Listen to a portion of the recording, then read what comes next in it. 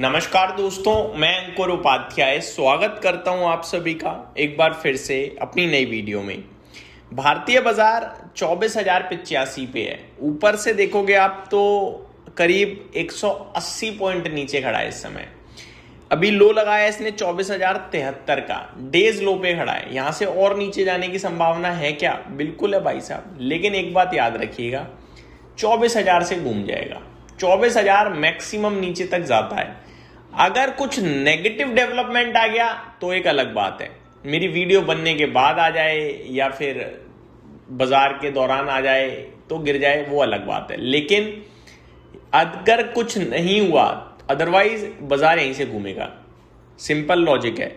Market ये routine follow कर चुका है कि इसे एक बार दिन में 24,200 जाना है, एक बार 24,000 जाना है। डराने के लिए 24,000 के थोड़ा सा नीचे जाना है और खुशी के लिए थोड़ा सा 24,000 के ऊपर जाना है।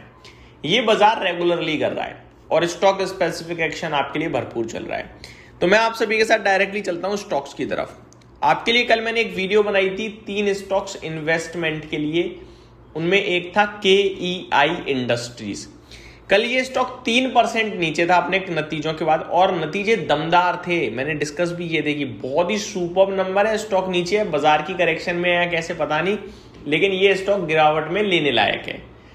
कल 3% नीचे था, आज 3.5% ऊपर है। जो स्टॉक कल अराउंड 4700 4800, मैं एग्जैक्टली आपके साथ लेवल शेयर करना चाहूंगा। कल के सेशन में 4720 का लो है इसका, तो 4720 से आज 5200 के पास खड़ा है। 500 रुपए का मूव दे दिया भाई साहब, ऑलमोस्ट। तो 10% का मूव है, लेकिन इसमें आपने जरूरी नहीं बिल्कुल टॉप बॉटम में ही खरीद लिया होगा। हो सकता है किसी ने 4800, किसी ने 4850, जिसने जहां लिया मुनाफे में बैठा है। मुबारक हो आप सभी को। यहां से भी ये स्टॉक और ऊपर जाने की काबिलियत दम रखता है। ये उन स्टॉक्स में से जिन्हें आप लॉन्ग टर्म पोर्टफोलियो का हिस्सा बनाओ, गिरावट में खरीदो और बैठ जाओ। बहुत स्ट्रॉन्ग इंडस्ट्री में और बहुत ही स्ट्रॉन्ग काम कर रही है कंपनी। तो मेरे हिसाब से एक ये स्टॉक है जो कमाल का है, और मैंने आपके साथ डिस्कस भी किया, एकदम परफेक्ट टाइमिंग करी। ये सबसे बड़ी बात है। अब मैं आप सभी के साथ बढ़ता हूं आगे कुछ स्टॉक्स के बारे में।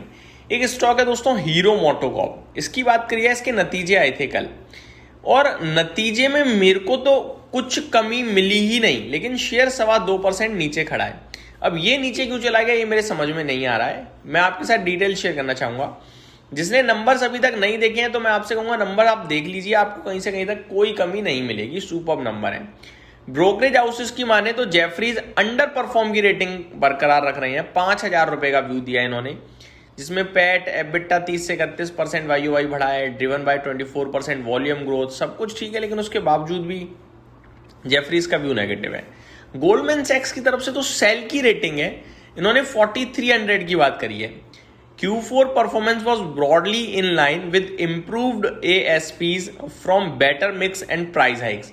तो गोल्डमैन सैक्स कह तो रहे नंबर्स तो इन लाइन थे, अच्छे थे बल्कि, लेकिन रेटिंग इनकी सेल की है।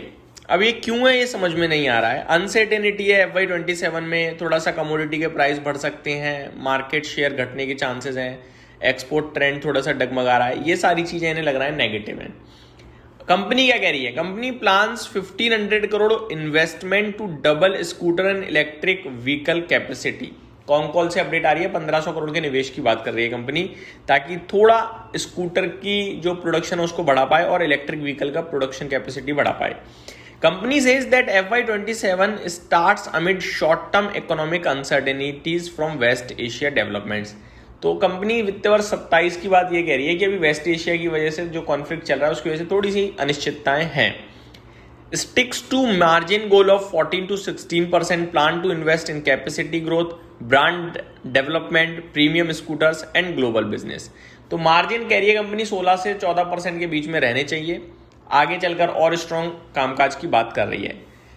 Expect short term margin impact conference call में कहा गया है। तो यहां पे थोड़ी सी ये नेगेटिव होगी, मार्जिन इंपैक्ट आ सकता है शॉर्ट टर्म में। Plans to delay some spending to reduce cost in the short term. तो जो खर्चा कम करने की चीजें थी उनको थोड़ा सा डिले किया है। Aims to develop vehicles with higher ethanol blends and low emission power trains. Aims for quick growth in SAARC, Africa and Latin America, plans to double market presence in Bangladesh and re-enter Sri Lanka focused on export, तो ये update आ रही है, but बाजार को पसंद नहीं है। स्टॉक 2-2.5% नीचे खड़ा है। ब्रोकरेजेस पॉजिटिव नहीं है। अगर किसी के पास है, मैं तो यही कहूँगा भैया रहना चाहिए, और अगर कोई लेने की सोच रहा है तो फिर वेट कर लेगा तो ज़्यादा बेटर रहेगा, क्योंकि मार्केट अगर इतना रिएक्शन दे रहा है, ब्रोकरेजेस अच्छे नहीं है, तो कुछ तो नेगेटिव है, इसीलिए नीचे जा रहा है और भी नीचे जा सकता है नीचे में, लेकिन आप मौके तलाशने लगिएगा, मेरा मानना ये है। अगला स्टॉक है रेमंड रियलिटी, 16% ऊपर है नतीजों के बाद, 2 रुपये प्रति शेयर का तो कंपनी ने डिविडेंड दिया है। मुनाफा 2.4 करोड़ से 161 करोड़ का आया भाई, ये अलग ही था यार। रेवेन्यू 117 करोड़ से 1150 करोड़, तो फैक्टर्स थे कुछ, आई थिंक प्रीवियस कुछ होगा बेस इतना कमजोर होने के पीछे रीजन, लेकिन अभी तो सुपर नंबर्स थे, इसलिए स्टॉक भी सुपर भागता हुआ दिख रहा है आप सभी को। अभी का टॉप गेनर वॉकहार्ट फार्मा बना हुआ है। कोफोर्ज आज चल गया भाई साहब अपने नतीजों के बाद। कल भी मैंने डिस्कस किया था जब नंबर्स डिस्कस करे कि कोफोर्ज में गिरने के लिए कुछ बचा नहीं है, बढ़ गया तो मजा आ जाएगा, गिरने को तो कुछ बच नहीं रहा। 9% ऊपर है, एंजॉय द लाइफ। तो यही समाप्त करता हूँ इस वीडियो को, उम्मीद करता हूँ डिटेल्स पसंद आई होंगी। Thank you so much for watching this video, have a great day guys.